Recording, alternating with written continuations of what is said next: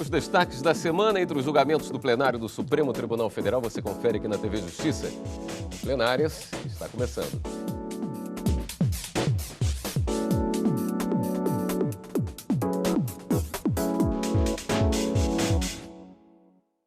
Hoje com os principais momentos das sessões dos dias 16 e 17 de outubro de 2019. Oi, Karina. Olá, William. Julgamento sobre a anistia a ex-cabos da Aeronáutica foi concluído, mas nós temos pelo menos dois temas bem importantes que ainda voltam aqui para o Supremo, né? Exatamente. As resoluções do TSE que discutem, que possibilitam a aplicação de suspensão automática de registro de partidos políticos estaduais, na verdade, de órgãos partidários estaduais ou municipais, quando tiverem as suas contas tidas como não prestadas pela decisão judicial eleitoral, é um dos temas que deve voltar ao plenário em razão de um pedido de vista do ministro Luiz Roberto Barroso. O julgamento foi iniciado na semana passada com o voto do ministro Gilmar Mendes e foi suspenso em razão de um pedido de vista do ministro Alexandre de Moraes, que votou nessa semana, acompanhando o ministro Gilmar Mendes, para dizer que não há inconstitucionalidade nos dispositivos atacados de 3 resoluções do TSE e que tratam dessa suspensão do registro desses órgãos partidários estaduais ou municipais, mas entenderam que essa suspensão ela não pode ser automática, devendo ser respeitado o esgotamento das vias recursais, que é o chamado trânsito em julgado, em procedimento próprio de prestação de contas que já está previsto na lei dos partidos políticos. O ministro Edson Fachin votou essa semana também. Na sessão de quarta-feira, abriu a divergência, entendendo que não havia qualquer tipo de inconstitucionalidade nos dispositivos questionados nas 3 resoluções do TSE e julgou improcedente a ação direta de inconstitucionalidade. Mas, como eu disse, esse tema deve retornar com o voto vista do ministro Luiz Roberto Barroso, ainda para tratar sobre esse tema. E um segundo tema, bastante comentado e agitado durante algum tempo aqui no Supremo Tribunal Federal e é muito aguardado o julgamento de 3 ações declaratórias de constitucionalidade em que se busca confirmar a constitucionalidade de um dispositivo do Código de Processo Penal que prevê a possibilidade de prisão de uma pessoa que for condenada por um delito apenas depois também do trânsito em julgado da sentença penal condenatória, ou seja, após o esgotamento das vias recursais, salvo se houver alguma situação que justifique uma prisão cautelar, uma prisão preventiva. Esse é o pedido feito nas ações declaratórias de constitucionalidade, em que vai de encontro com a orientação do Supremo Tribunal Federal, que hoje prevalece, que é a possibilidade de início da execução provisória da pena após a sentença de primeiro grau ser confirmada em segunda instância, dando início, portanto, a essa execução de acordo com o entendimento do Supremo de que o trânsito em julgado nesses casos se dá a partir da decisão que confirma, da decisão de segunda instância que confirma a pena aplicada pela primeira instância, porque já não se poderia mais discutir fatos e nem provas. Esse foi o entendimento que acabou formando uma maioria aqui no Supremo Tribunal Federal em 2016, a partir do voto do ministro já falecido Teori Zavascki, e que vem predominando. O argumento principal trazido nessas ADCs é uma controvérsia judicial relevante, entendendo que os juízes de todo o Brasil vêm definindo essas prisões provisórias de forma aleatória, já que essa decisão do Supremo ou essa orientação do Supremo não se trata de uma decisão vinculante, de caráter vinculante, posto que foi definida em sede de habeas corpus. E nessas ações de controle concentrado de constitucionalidade, o que se busca é efetivamente o posicionamento do Supremo acerca da interpretação do chamado princípio da inocência ou da não culpabilidade e da ampla defesa.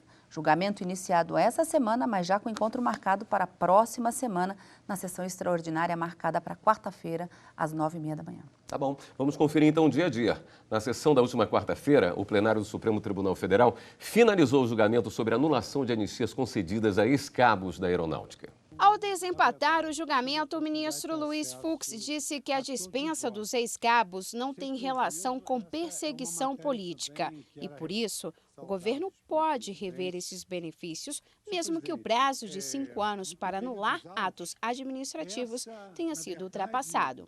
O que houve com a saída desses cabos foi uma reestruturação funcional da carreira.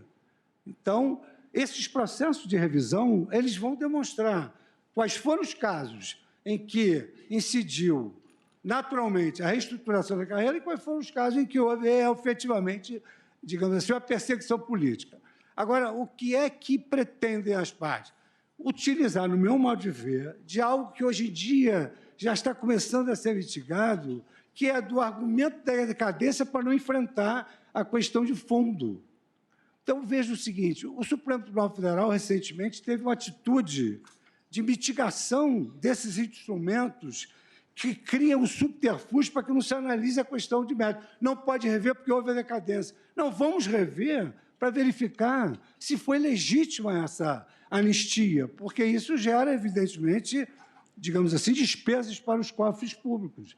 Então, o que não se quer é rever, no indício de que se sabe que muitas anistias foram concedidas ao arrepio da Constituição Federal.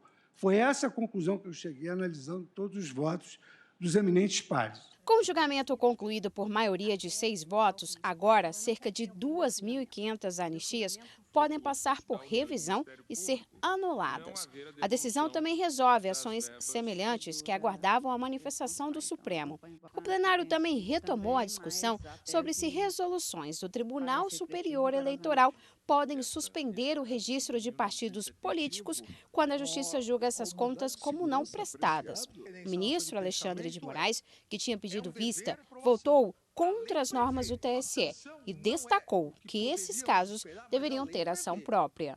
A lei estabelece sanções. O dinheiro público deve ser fiscalizado, a lei estabelece sanções, inclusive sanções financeiras, cessa o recebimento do dinheiro público e multa, ou seja, há sanções, se não as melhores, mas há sanções, não se ficará impune.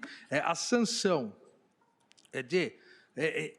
a sanção aqui prevista pelo TSE que autoriza, do ponto de vista infralegal, normativo do TSE, no caso de incidência por omissão do órgão partidário regional ou municipal, do cancelamento do registro civil e do estatuto do partido, não guarda aqui, a meu ver, com devido respeito, como disse, às posições em contrário, não guarda obediência ao princípio da reserva legal. A sanção dessa natureza não poderá ser aplicada nos termos como estabelece a resolução do Tribunal Superior Eleitoral, em razão, inclusive, das já assinaladas alterações legislativas que, por uma opção do Congresso Nacional, visaram afastar essa possibilidade.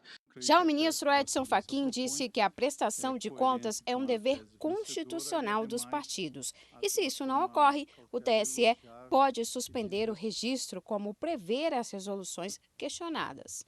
Não prestar contas é muito mais grave do que ter contas não aprovadas. A situação do descumprimento do dever de prestar contas não é irreversível, de modo que o pleno funcionamento dos órgãos partidários, como apenas haverá suspensão, a retomada depende de sua própria diligência, o que é de todo essa retomada viabilizada pela própria resolução 23.547 na forma de seu artigo 59. Portanto, peço venha aos eminentes ministros Gilmar Mendes e Alexandre de Moraes para divergir dos sempre acutíssimos votos de suas excelências e apresentar, portanto, de modo diverso, a conclusão pelo julgamento improcedente do pedido. É como voto. O julgamento foi suspenso após o pedido de vista do ministro Luiz Roberto Barroso. Karina, ainda falando sobre o caso dos cabos, que foi o início dessa matéria aí, então o prazo de 5 anos para a administração pública anular atos inconstitucionais não vale? Essa foi a decisão do Supremo por maioria, uma maioria apertada, já que na semana passada o julgamento tinha finalizado como empatado, 5 ministros votando com o ministro Dias Toffoli, no sentido de afastar esse prazo de 5 anos para a administração rever os atos quando os ministros entenderam que ele seria inconstitucional, e outros 5 ministros, junto com a divergência, no sentido de que o prazo decadencial de 5 anos deveria prevalecer, devendo então ser mantida a decisão do STJ, que vinha sendo questionada aqui nesse recurso extraordinário. Na sessão dessa semana, o ministro Luiz Fux, que estava ausente justificadamente na semana passada, acabou proferindo o seu voto, acompanhando aqueles 5 votos que já estavam com o ministro relator, o ministro presidente Dias Toffoli, no sentido de que, se os atos administrativos forem considerados absolutamente inconstitucionais, como nesse caso, não há que se falar nesse prazo decadencial de 5 anos previsto na Lei do Processo Administrativo. A administração pública, ela pode rever esses atos e anulá-los sem a observância desse prazo. Foi essa a decisão que foi tomada, como eu disse, por uma maioria apertada, 6 votos a 5, para afastar esse prazo decadencial em situações envolvendo atos absolutamente inconstitucionais. Para os ministros que acabou formando essa maioria, o entendimento é no sentido de que os cabos, eles não foram alvo de um ato de exceção. A portaria de 1964, que limitou o prazo de 8 anos para que eles pudessem permanecer no serviço da aeronáutica sem que concurso tivessem prestados, não seria um ato de exceção e a sua saída da aeronáutica não comportaria uma perseguição político-ideológica a justificar a concessão de anistia prevista lá no ato das disposições constitucionais transitórias. Então, esses valores que eles vinham recebendo em razão da anistia concedida foi considerado inconstitucional, porque faltava o requisito da perseguição política para que eles fossem beneficiados. Mas os ministros definiram também que aqueles valores que já haviam sido recebidos de boa-fé, a União não tem o direito de cobrar de volta, né? Então, essa foi a decisão, prazo de 5 anos afastados em atos administrativos inconstitucionais. Sim, agora a sessão mais esperada foi a de quinta-feira, com o julgamento das ações sobre a prisão na segunda instância. Vamos entender melhor o que dizem essas ações na reportagem de Evne Araújo. Nas ações, a Ordem dos Advogados do Brasil e os partidos PCdoB e Patriota alegam que as prisões devem ocorrer somente quando todas as possibilidades de recurso na Justiça se esgotarem. A decisão deve definir o posicionamento final do Supremo Tribunal Federal. No atual entendimento da Corte, a pessoa condenada em segunda instância deve ficar presa enquanto aguarda o julgamento de novos recursos. O processo ainda pode ser analisado pelo Superior Tribunal de Justiça e pelo STF. Cabe a ambos apenas avaliar se as sentenças anteriores violam a legislação federal ou a Constituição. Esta é a 4ª vez que o Supremo julga o tema. Em todos os casos, a análise ocorreu nas turmas. Antes do início da sessão, os ministros Luiz Roberto Barroso e Luiz Fux falaram sobre a expectativa para o julgamento. A jurisprudência até então, ela segue os padrões internacionais no sentido de que é possível a execução provisória da decisão depois da condenação em segunda instância. Quer dizer, essa decisão ela tem também o condão de gerar um desincentivo para a criminalidade. Nos países onde a justiça é muito célere, até pode se cogitar do trânsito julgado nesses países, mas no Brasil as decisões demoram muito para se solidificar e se tornarem imutáveis. De sorte que eu considero realmente um retrocesso se essa jurisprudência for modificada. E nós precisamos ter consciência de que não ingressaremos no clube dos países desenvolvidos sem o enfrentamento com determinação da corrupção. Ninguém respeita um país em que os agentes públicos se consideram sócios do país, sócios do Brasil, e têm participação indevida em todas as obras públicas, nos empréstimos, nos financiamentos, nas desonerações. Essa cultura que naturalizou as coisas erradas precisa ser enfrentada. O mundo nos vê como um paraíso de corruptos. O Plenárias vai para um rápido intervalo, voltamos já.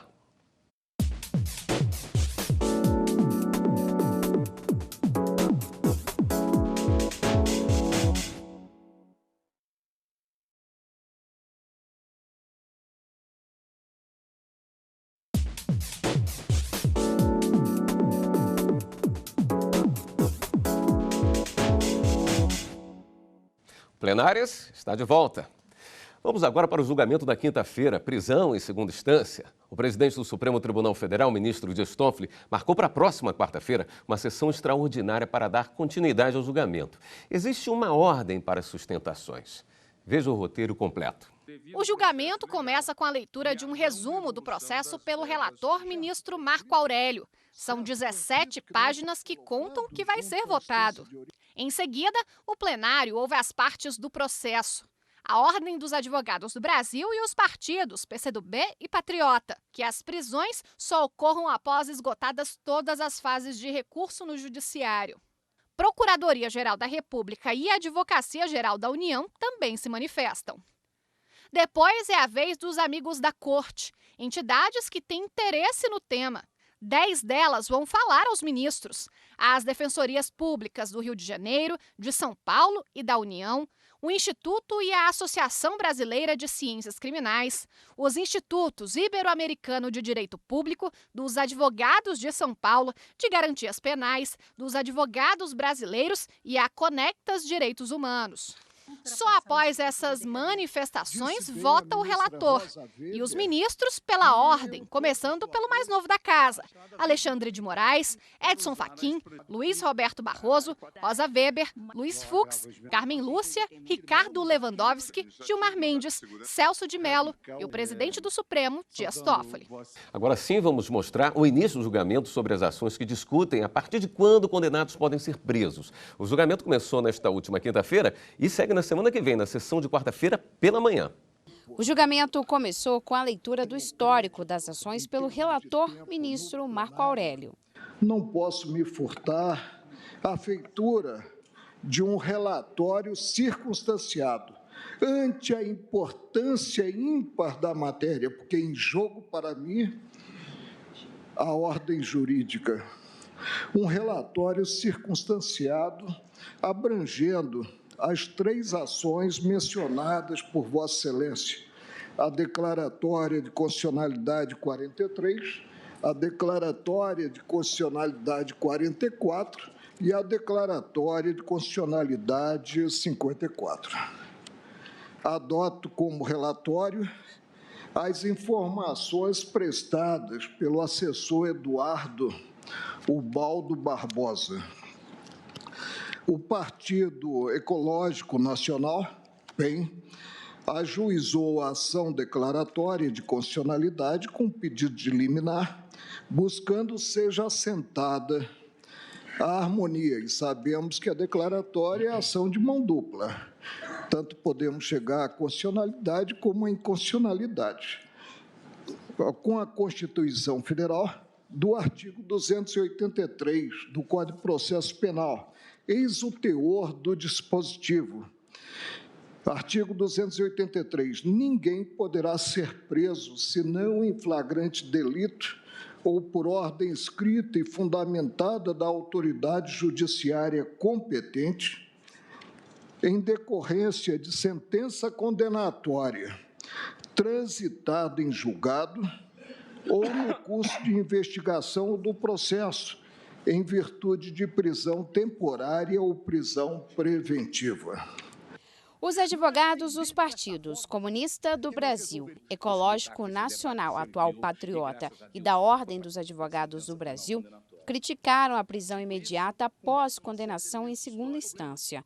Argumentaram que a Constituição e o Código de Processo Penal indicam que a pessoa só pode ser presa depois de esgotados todos os recursos contra a condenação. Precisamos que haja uma decisão, um marco regulatório a estabelecer, uma segurança jurídica. É isso que sempre o partido buscou possibilitar com esse debate que se ampliou e, graças a Deus, com a participação de uma parte importante da sociedade brasileira. Entende a Ordem dos Advogados do Brasil que, em nome da força normativa da Constituição, em nome da afirmação histórica das garantias individuais, a ação declaratória número 44 deve ser julgada procedente. Há que se respeitar a Constituição. E a expressão trânsito julgado não foi colocada lá por acaso, senhor presidente. ela tem uma lógica sistêmica, ela tem uma lógica axiológica. Essa lógica é que esta Constituição cidadã garante, acima de tudo e de todos, a dignidade da pessoa humana e a liberdade. Também falaram advogados que representam a Defensoria Pública e entidades da sociedade civil. O que eu disse para a imprensa? A imprensa que aplaudia porque queria ver 15 ou 20 pessoas poderosas serem presas. Disse o seguinte: estão flexibilizando o preceito constitucional, uma cláusula pétrea.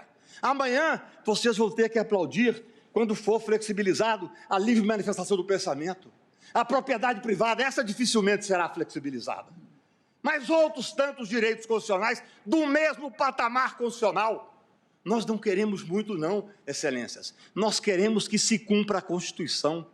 O argumento, por vezes trazido na presente discussão, de que a questão versada diz respeito a ricos ou pessoas influentes da República, porque, afinal de contas, os pobres já respondem a processo presos em preventivas e prisões cautelares, inverte com todas as vênias a lógica de interpretação dos direitos e garantias fundamentais afirmada e reafirmada por reiteradas vezes pelo plenário dessa Corte. O presidente do Supremo, ministro Dias Toffoli, aproveitou a sessão para dizer que o julgamento das 3 ações não se refere a nenhuma situação particular e que o papel da Corte é defender a Constituição. Que fique bem claro que esse julgamento, que as presentes ações e o presente julgamento não se referem a nenhuma situação particular. Estamos diante de ações abstratas de controle de constitucionalidade. O objetivo é, dada a provocação que vem, porque o judiciário não age de motu próprio, não age de ofício, através de legitimados para a ação, dar o alcance efetivo e a interpretação a um dos direitos e garantias individuais previstos em nossa Constituição Federal. Também elogiou o trabalho do relator do caso, ministro Marco Aurélio. Não posso deixar de cumprimentar e registrar o relatório do ministro Marco Aurélio, um relatório circunstanciado, aprofundado, e no qual Sua Excelência registrou aquilo que deveria registrar. Mas digo, com toda a admiração que só aumenta, que o fez com devido respeito, que só aumenta a minha admiração por Vossa Excelência. Muito obrigado. O julgamento das ações sobre a prisão após condenação em segunda instância volta aqui ao plenário na próxima quarta-feira, a partir das 9h30 da manhã. Ficaram pendentes as sustentações orais de 2 advogados e as manifestações da Advocacia Geral da União e da Procuradoria-Geral da República. A expectativa é que o ministro Marco Aurélio vote na sequência.